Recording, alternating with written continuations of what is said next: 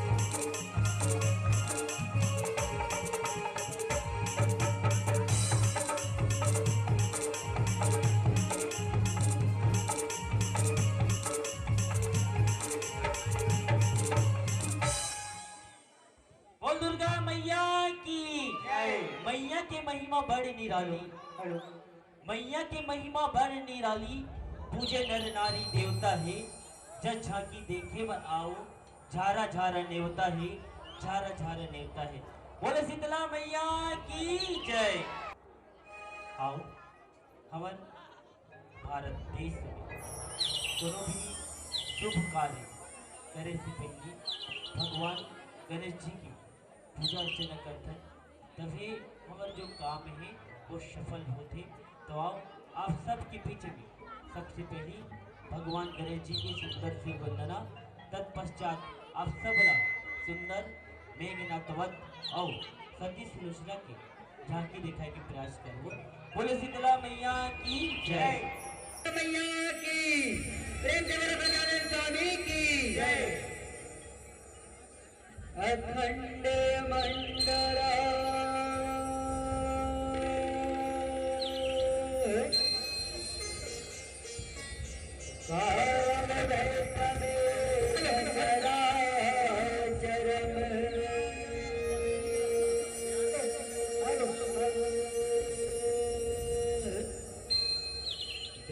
पदम दर्शित मेना तस्मै श्री गुरुवे नमः।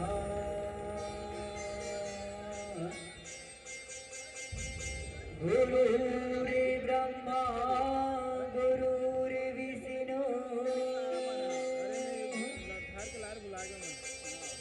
गुरुर्देव महेश्वरा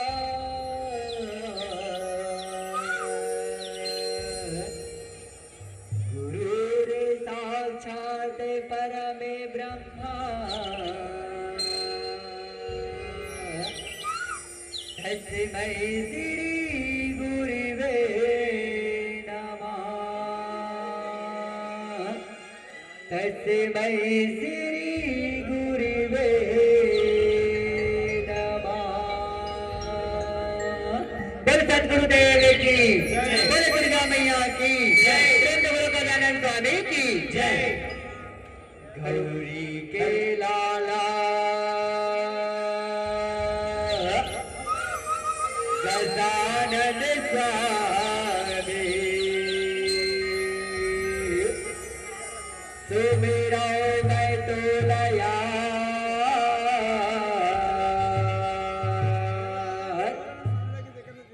तेरे पहली पूजा करहु देवा जय जय हो गणराज।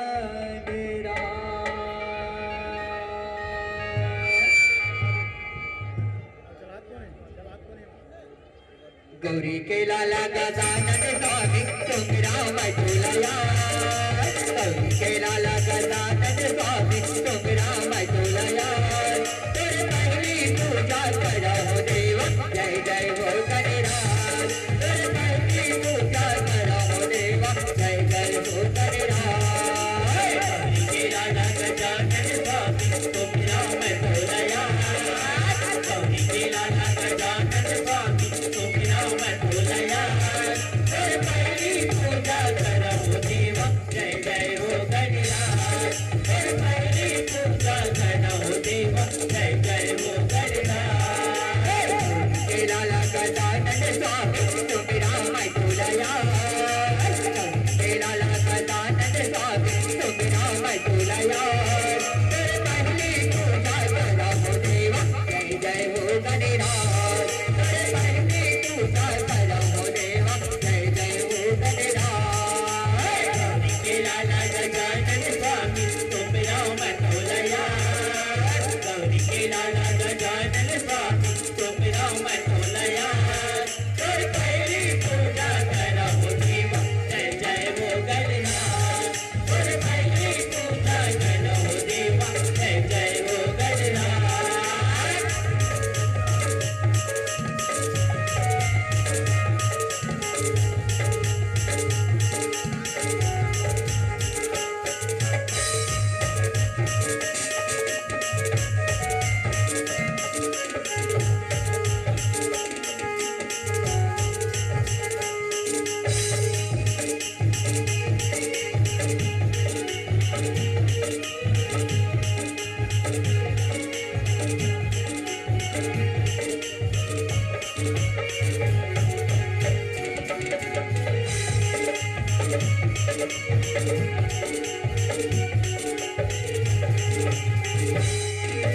महादेव पार्वती के बेटा तैहा दुलरवा मीठी सीत की जय हर स्वामी पावन तबले सिद्धवा जय गणेश जय गणेश जय गणेश जय गणेश। महादेव पार्वती के बेटा तैहा दुलरवा मीठी सीत की जय हर स्वामी पावन तबले सिद्धवा जे नर नारी तोला थे आए बनाए घर सरकार जे नर नारी तोला थे आए बनाए घर कार तेरे पहली पूजा करहु देवा जय जय हो गणराज तेरे पहली पूजा करहु देवा जय जय हो गणराज।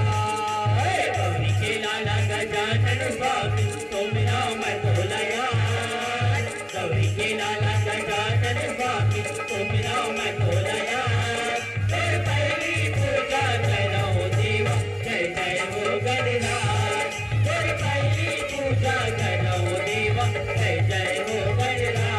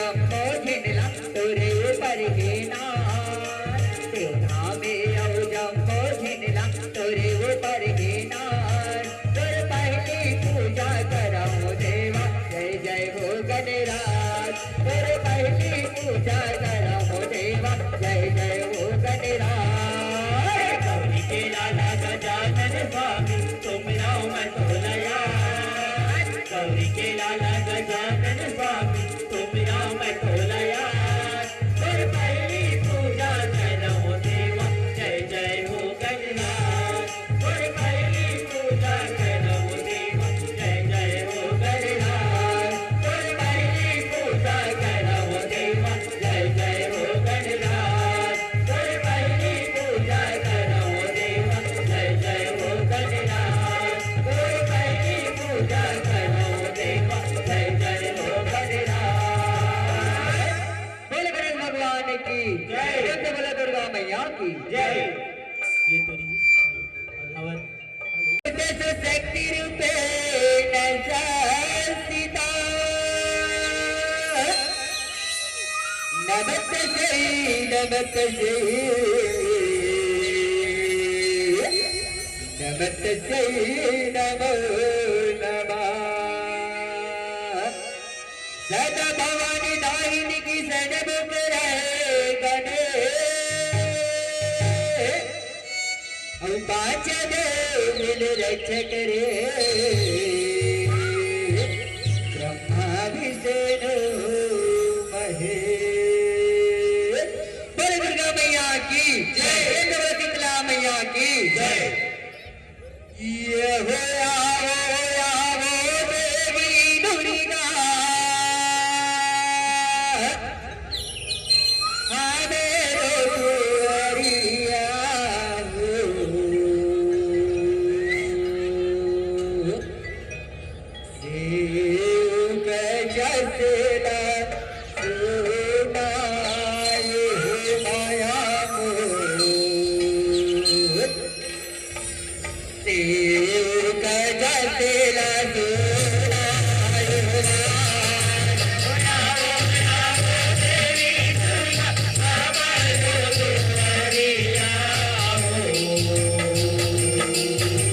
देव के जय जय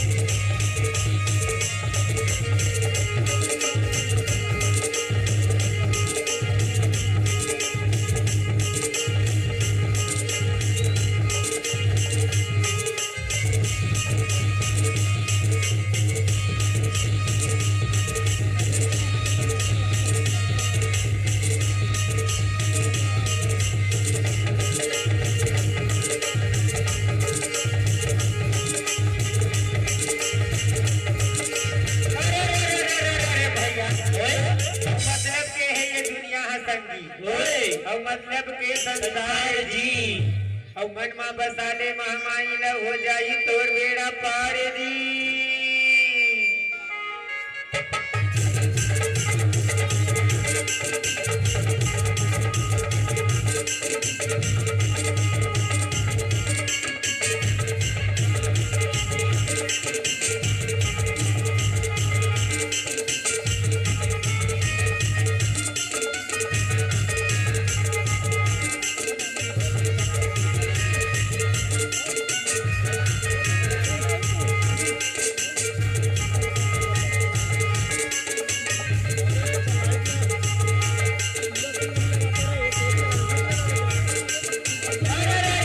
अब राम जन्म में दूध मिले संगी की और कृष्ण जन्म में घी रे और कलयुग में दारू मिले भैया सोच समझ के पियो रे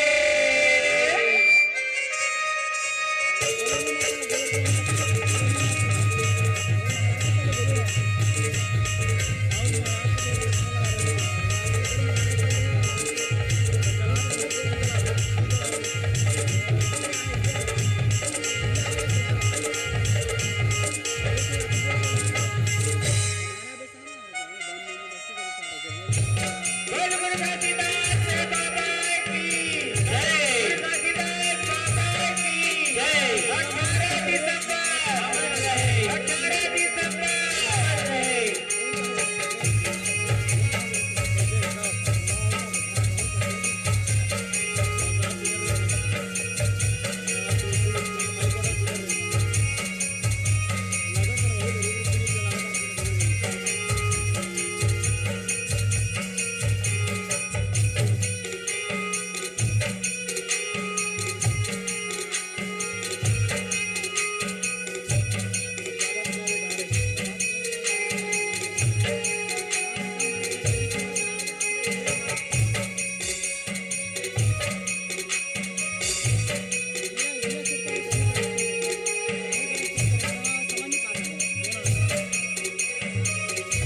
जय हो बाबा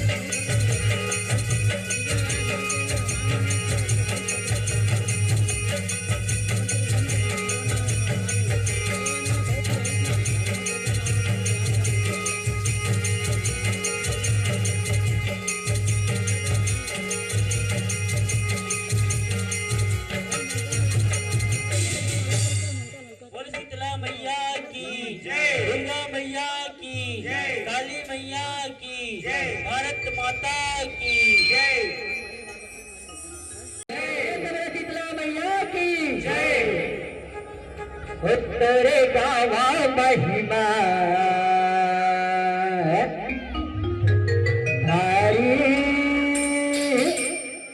अब मेघनाथी के सुआरी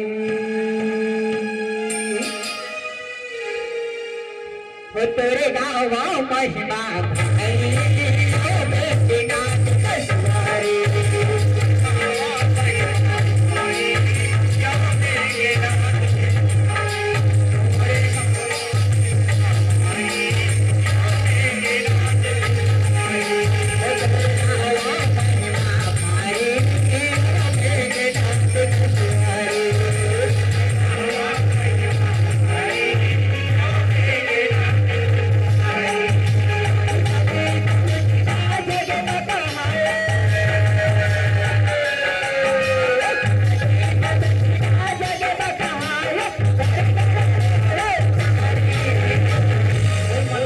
जगदम्बा की जय तेरे गावा महिमा भारी अब मेघनाथ के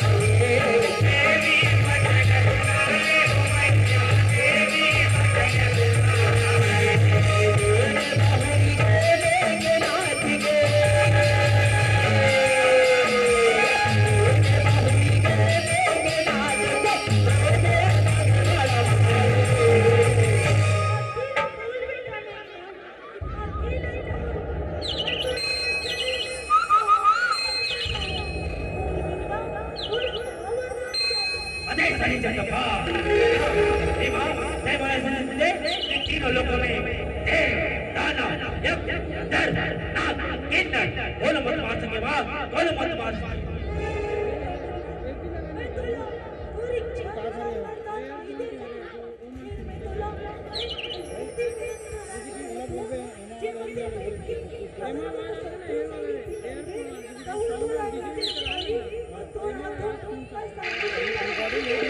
ठीक है माँ, ठीक है, बड़ा सिंगार है माँ, बड़ा सिंगार है।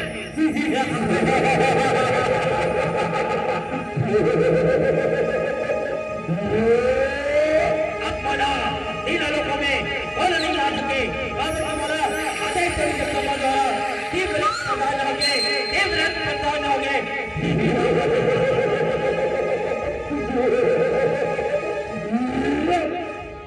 तेरे गावा महिमा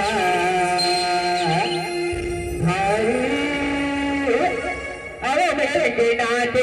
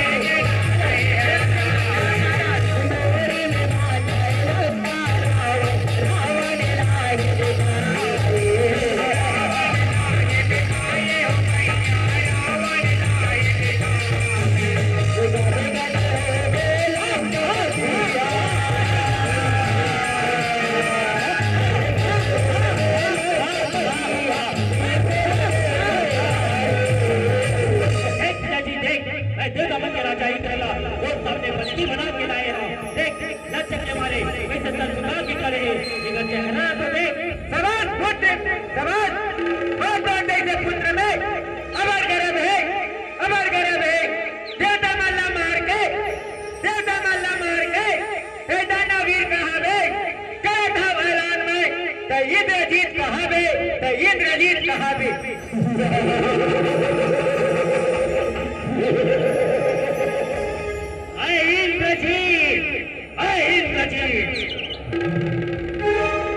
तेरे गावा महिमा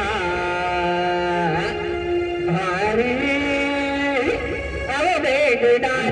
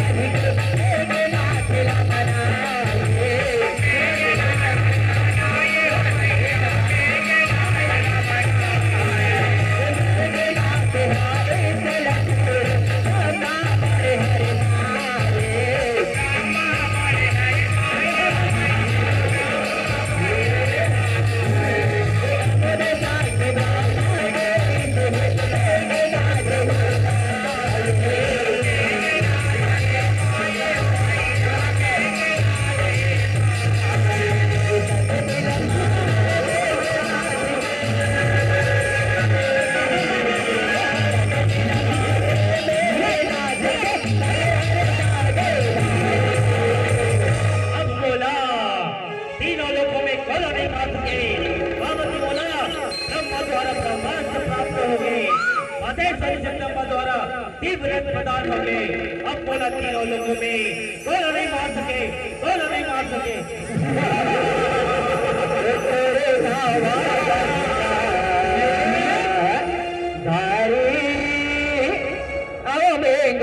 के सवाल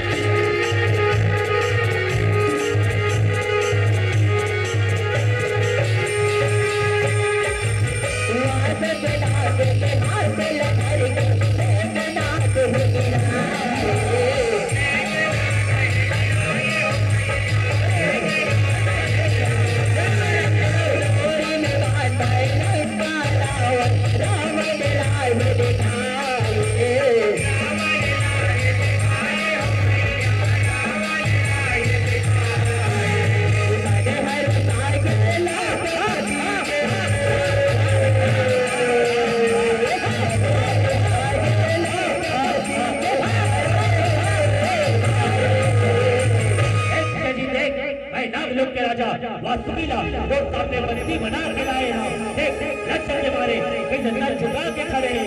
एक चेहरा तो देख जवान कौन है जवान बड़ा तो जैसे पुत्र में अमर गर्भ है तेरा वन के सीला तीनों लोगों में अब ऊंचा कर दे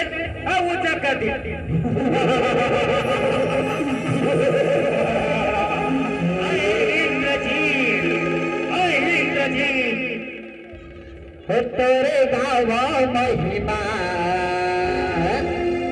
मारी अब बेटे नाच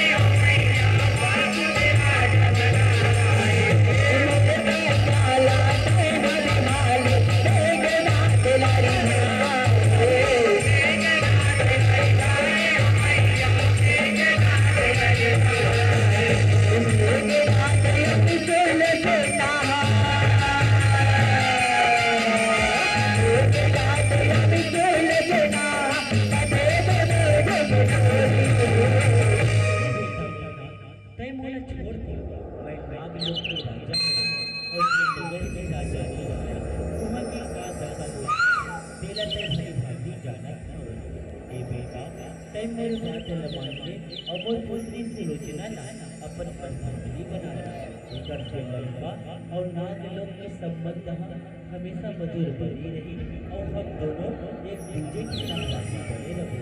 ये बेटा तेरे बात वाला मान ले और वो दूसरी सुलोचना अपन अच्छा लालच देता आओ देख पुत्रीला कतेक सुंदर आहे. अरे वाह, अरे वाह, अति सुंदर.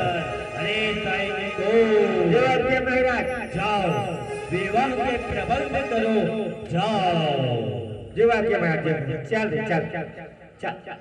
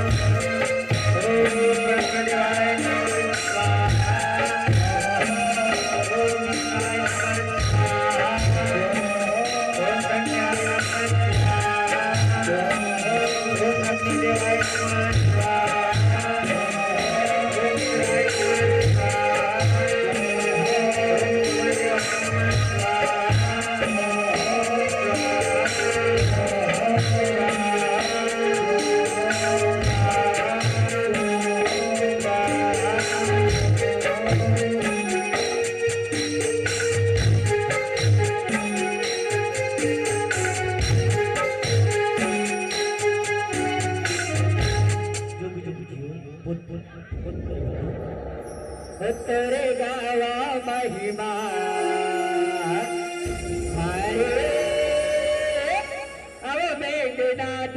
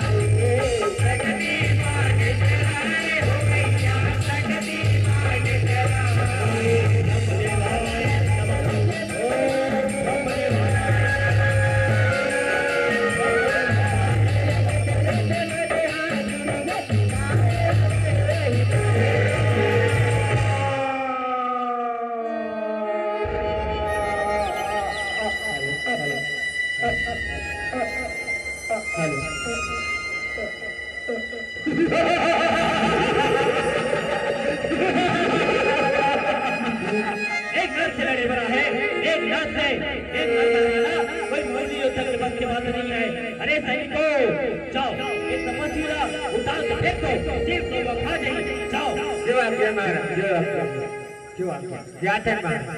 चलो रे फेंको, चल फेंक बटन हमला मेघनाथ महाराज जबर कंठी तांत्रिक चुना माला सोना दी चांदी दी। ए भाई देख टमार के देख पहली कोई ठिकाना नहीं तब पश्चिम मन के कबूत के मार दी देखा ना। हाँ देख देख देख नहीं ना मैंने देख ली कोई ठिकाना नहीं है तब पश्चिम मन के ना कद के रूट के मतलब आशीर्वाद ही थे। हाँ हाँ देखो मैं मोर में ना बहुत ताकत है रे। देख बे मोर ताकत वाला देखा था। ये देखा तो चल। हाँ देख बे अभी उठक बैठक करूँ मैं देख भाई। ये देख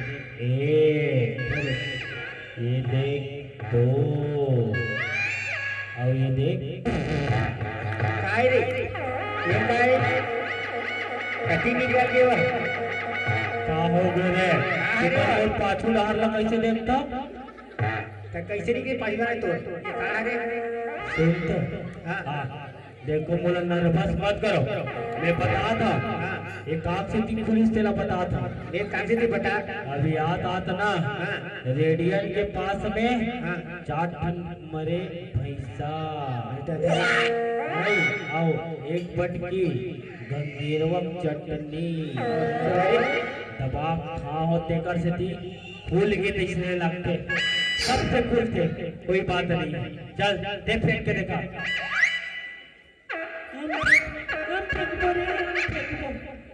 ये कीड़ा का फेंकीरा ये तूरा है ढंग से कर मांस हानि दिखत ये फेंकीरा। चल दूसरा फेंको भाई। हाँ लेती है हम फेंको देखते हैं हम कैसे फेंको देख हमर बहुत ताकत है। चल देख और देख व्यायाम करथन एक हट दो सब जन हट दो हट देवे बाबा हट देवे ये जरूर फेंकी हम फेंक पोछ देख हम फेंका था नहीं ये देख चल तो फेंक के दिखा चल फेंका था ये देख तो बाबा देख तो गा इथे गाड़ी का अरे कहां फेंका है देख वो जस के तरफ मारे जल्दी फेंक इस मेघनाथ महाराज तो गोंदा गोंदा काट के चीर कवन खवा दी ना। चल चल अरे तुम दोनों हटो और से तुम बहुत छोटे बहुत बड़े आदमी में है ना। देख चल मोर भुजा की ताकत वाला देख देख बड़े बड़े योद्धा मोर सामने में ना चटनी पीसते ये देख। चल देख ये दिल देख ये भूजल देख ये सुनो जाता हूँ रायपुर खाता हूँ केला और ऐसे ऐसे तपस्वी को मैं देखता हूँ अकेला। देख बे हट दे बे मौसी मौसा हो हट दू मैं फेंक के दिखा तो ये लड़का मन का जानी जे मन हा ढंग से तत्वन करे नहीं जाने ये मन काला जाने मोर कन्हल में कस का था ना कसा था देख का करबे कन्हैया ढीला हो जाते लेकिन फेंकूं जरूर। चल हाँ खींच रे खींच बस बस बस बस बस बस बस बस बस बस हाँ संभाल अपन आप ना। चल अपने फेंका तो चल देख ये देख तो बाबा देख तो वही फेंका गे कहाँ रे तेरा ये देख तोरा नहीं दिक्कत का अरे मैं फेंका कोई कहां रे बे सुनना चलो सब जन मिल के फेंको चलो तो चलो चलो ये चल ये जय श्री राम खिला करे खिला करेंगे। अरे क्या बात करते हो कैसे खिला करेगा तो तेरे गावा महिमा धारे नव में के नाच के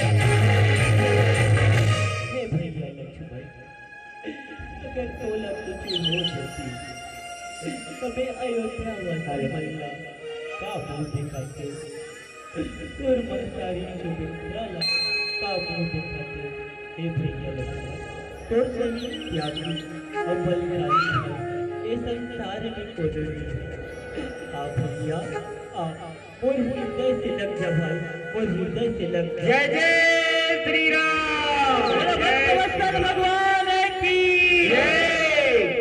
तेरे गावा महिमा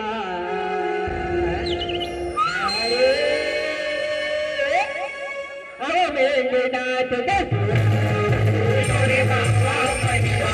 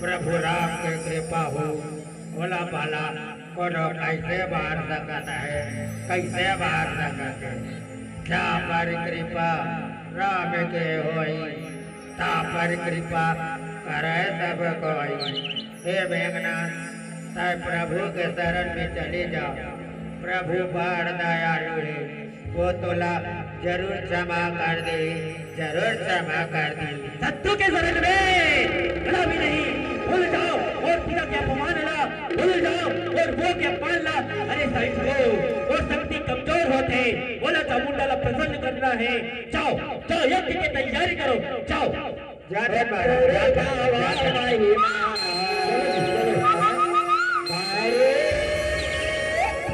आओ मेरे नाथ के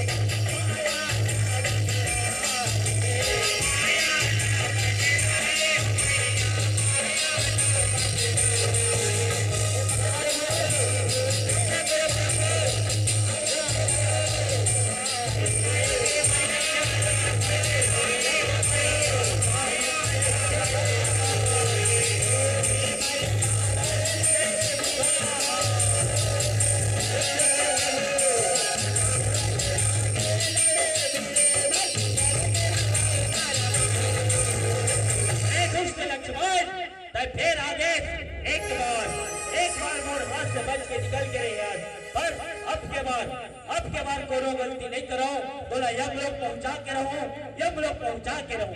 अरे मेघनाथ बोला भला कोनो कैसे मार सके जी करूं पर प्रभु राम की कृपा हो। बोला भला कोनो कैसे मार सकत है, कैसे मार सकत है। जब रखे साइया, जब रखे साइया, मार सके न कोई, बाल विवाह का कर सके जो जग बैरी होय, जो जग बैरी होय। हे मेघनाथ ते मोर बात ला मान ली और प्रभु के शरण में चले जा, वो तोला अवश्य क्षमा कर दी, अवश्य क्षमा कर दी। शत्रु के शरण में कदा भी नहीं, चाहे वो दिल से न जाए, पर शत्रु के शरण में कदा भी नहीं जाओ। वो से युद्ध कर। अच्छा तो चल।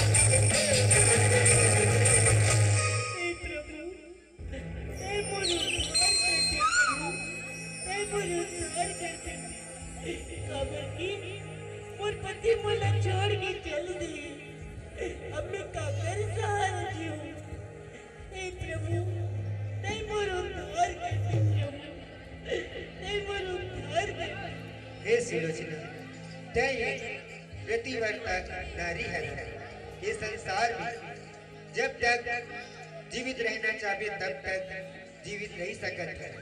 मैं तोला तोर पति के शीश देवत हूँ तय मोर आशीर्वाद समझ अपन पति के शीश ला ग्रहण कर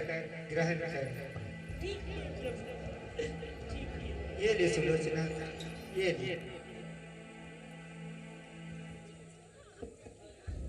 तोरे गावा महिमा भारी अब मेघनाथ के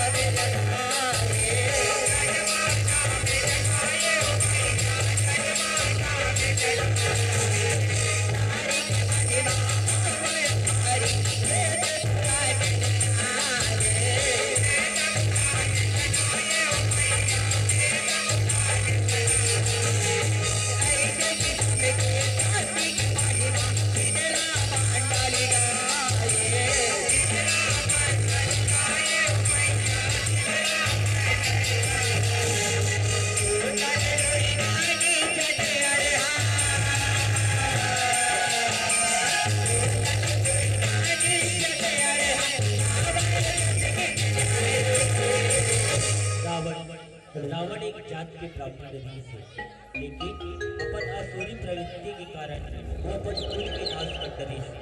मेघनाथ ओकर पुत्र जेहा अपन पिता के दिखाए रास्ता में चली तेकर कारण लक्ष्मण द्वारा ओला मोक्ष प्रदान हो गए। काबर की मेघनाथ की पत्नी एक सतीव्रता नारी नहीं से वो अपन पति ला बचाए के बहुत प्रयास करे। हम इस कलयुग के माता बहनी से निवेदन करते हैं कि अपन पति के उम्र ला बढ़ाए के जरूर प्रयास करो। बोलो माता सती सुलोचना की जय, माता सती सुलोचना की जय। हो तोरे गावा महिमा